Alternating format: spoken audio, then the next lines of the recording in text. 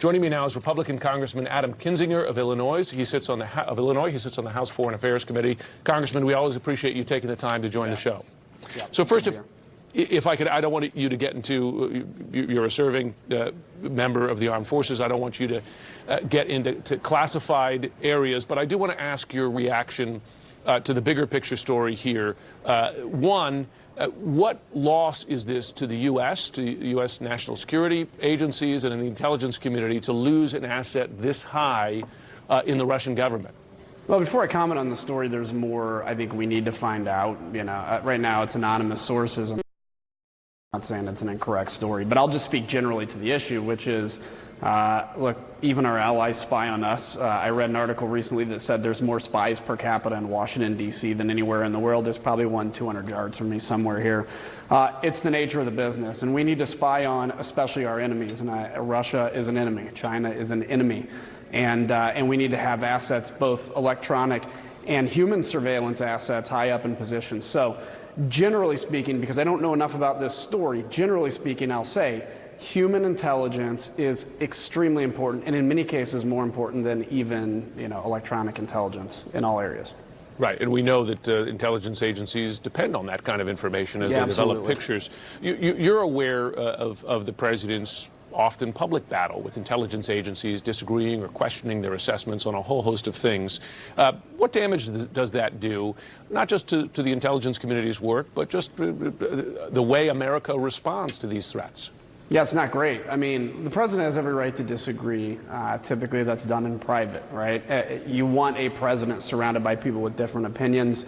You want a president that actually thinks through this stuff and questions what's told of him. Because even the CIA, even intelligence agencies aren't always right.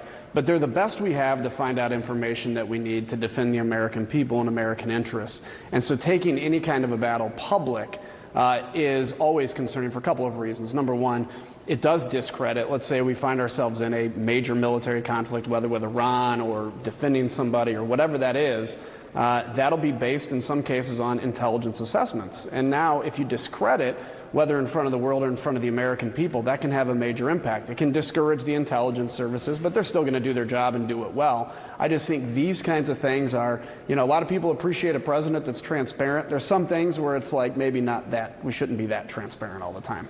Okay, I want to move on to another topic, that, of course, the president canceling talks with the Taliban, particularly with tomorrow being, of course, the anniversary of the 9/11 attacks. You've been very public in your criticism of even the consideration of inviting the Taliban to Camp David for these kinds of talks. Why do you believe that the president planned to do this, and do you believe he should, in effect, pledge that he won't reopen this idea at a later date? Yeah, I mean, look, I don't think there's anything wrong with talking to the Taliban. Generally, I don't think we should talk to a terrorist organization ever, but, we're approaching the longest battle we've been in, and so things are unprecedented here. But there's a difference. First off, if you're going to talk to the Taliban, you have to do it from a position of strength. America's never going to lose on the battlefield. We can only be defeated by our will, and unfortunately, too many times in history, that's been the thing that's defeated us. And so a discussion has to be, look, we're going to do this from a position of strength. We're not going anywhere. But if you want peace, we're cool with peace too. We want that.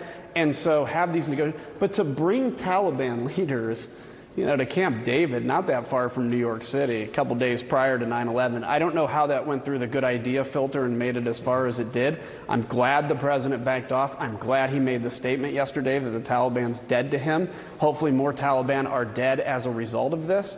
And then if we have peace talks, we can move forward from a better position of strength. Bigger picture on that key question. The president has made a campaign promise to leave Afghanistan by 2020, or at least have a significant reduction. Are you concerned that the groundwork is being laid here for a withdrawal that supports politics more than U.S. national security interests? I am. And I have to look and say, would I be critical of President Obama if he did this? And I have to be equally fair to everybody. And I would have been really critical. And I have been critical of President Obama and some of his moves in Afghanistan. And the point is this, even the president said we're basically in a peacekeeping operation in Afghanistan. So what we're doing is preventing the collapse of the government, preventing a safe haven from future terrorist organizations at basically the rate of peacekeeping. I know people call this a war. It's technically a war, but it's a very low-grade war, and it's a minor cost to prevent another attack on the homeland. So this idea of following a campaign promise, I really don't think the American people are sitting around begging, for us to leave Afghanistan. They want leaders to tell us, though, why this fight continues to be important. Understood. Finally, on guns, you have led the way, we should note, among Republicans after the Las Vegas attack, pushing, for instance, for a ban on bump stocks, which has since followed with presidential support. Now you're one of the few Republicans to come out since the horrible shootings in El Paso and Dayton to call for universal background checks. As you know, the real check on that is in the Senate. Senate Majority Leader Mitch McConnell, but also him and other Senate leaders looking for leadership from the president. Do you believe that Mitch McConnell will allow a floor vote on this, and would you call on him to do so? Yes and yes. It depends what it looks like. Again, I've seen some universal background check bills that are bad. I think we can make some good ones, which doesn't overburden the American people, especially in private transfers, but still goes through a background check system. And it's not going to stop all these mass shootings. But I think if we can mitigate this problem, as defenders of the Second Amendment, we have a responsibility to put forward solutions to do that within the context of defending our Second Amendment rights. And the last thing I'll say is this to my friends on the left. You've got to be willing to talk about some things that may be short of your final goal. So many people I've gotten into a conversation said that I support these things, and they're like, well, if you're not for a full assault weapons ban, we're not even going to talk. I'm like, that's why Washington, D.C. doesn't work, because neither side are willing to come off their edge. So let's be grown-ups and have a discussion. Yeah, the art of compromise, lost, right. You might say. Congressman Kinzinger, thanks so much for joining our program this morning. You bet. See you, buddy.